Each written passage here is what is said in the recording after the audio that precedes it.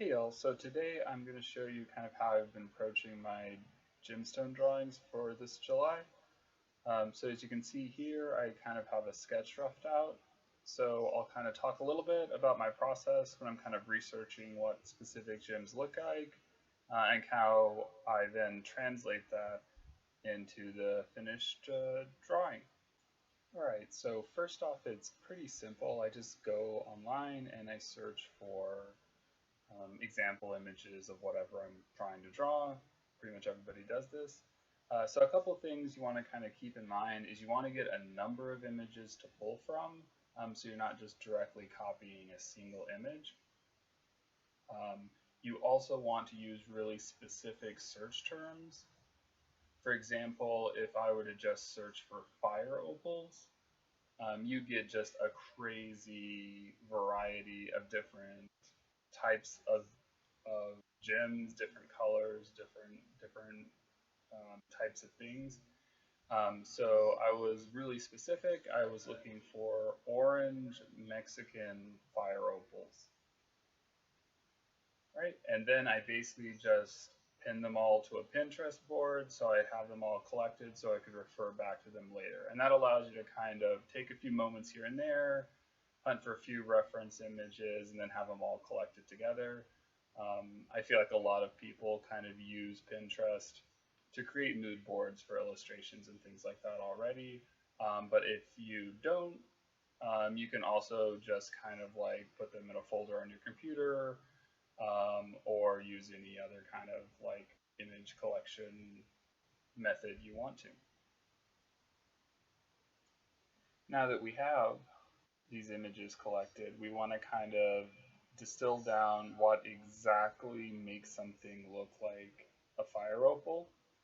Um, so I kind of boiled it down to three things. They kind of have an orangey yellow color.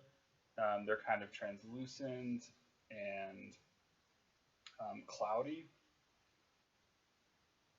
And they also have these little flecks inside that tend to pick up a lot of light that tend to be a very, very saturated either yellow or green. And of course, when they're polished, like most polished stones, they're going to be highly, highly reflective. So they'll be kind of like a layer of shine on top of all of that stuff going on inside. All right, and now that we've kind of established what the main things we're looking for are, we can go ahead and hop into the actual drawing part. So you can see I'm starting like I usually do. I'm just kind of lassoing out and blocking in colors, kind of starting the gemstone with roughly a middle tone, whatever is kind of like in the middle of the range of colors and values that the final stone's going to end up.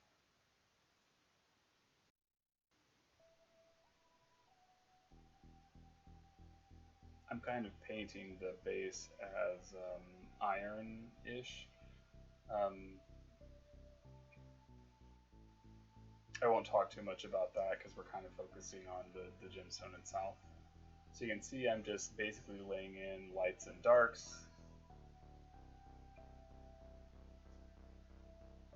just kind of trying to establishing a lighting situation.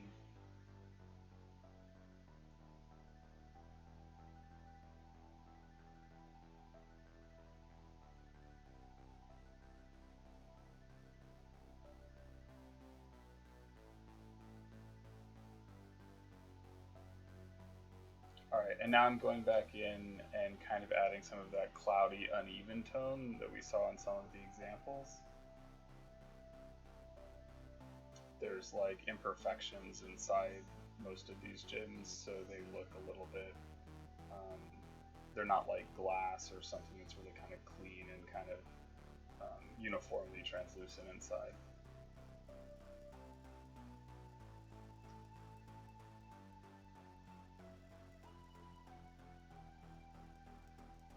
All right, and this is just me kind of throwing a base. I wasn't super thrilled with the design of the little holder I had made.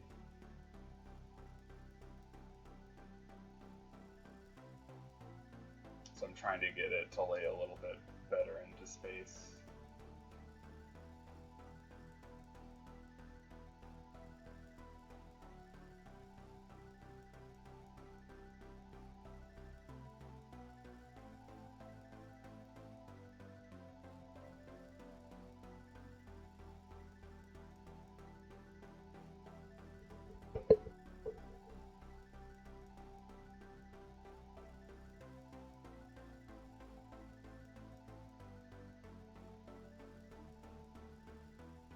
just adding a little bit of reflectivity.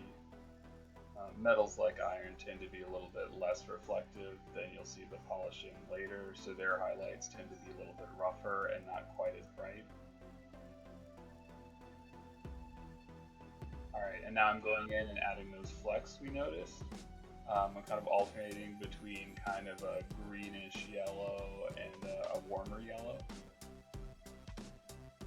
And then I basically went in an overlay layer. I'm kind of adding in highlights. So I'm putting these highlights on a separate layer and the flecks are on a separate layer, and that allows me to kind of make adjustments to the gem underneath without having to repaint all of those over and over again. So that's just a digital trick. Alright, and then just kind of adding some highlights. Since the gemstone is semi-translucent, excuse me, you can see some light will kind of shine through it and kind of pool in the bottom. And that's pretty much it. And you can do the same thing to replicate just about any type of texture or material that you'd ever want. You can do some studies, some just kind of quick sketches to kind of get a feel for it before you jump in. But if it's something you're kind of more familiar with and just a little twist on it, you can sometimes just jump straight into the drawing. So thanks for watching. Be sure to like and subscribe. And if you want to support me and the artwork I do, you can sign up on www.patreon.com/AnthonyJamesRich, where you get access to a bunch of digital goodies, and there's also a tier where you can get a print each month, so definitely check that out. So thanks again for watching, and have a great day.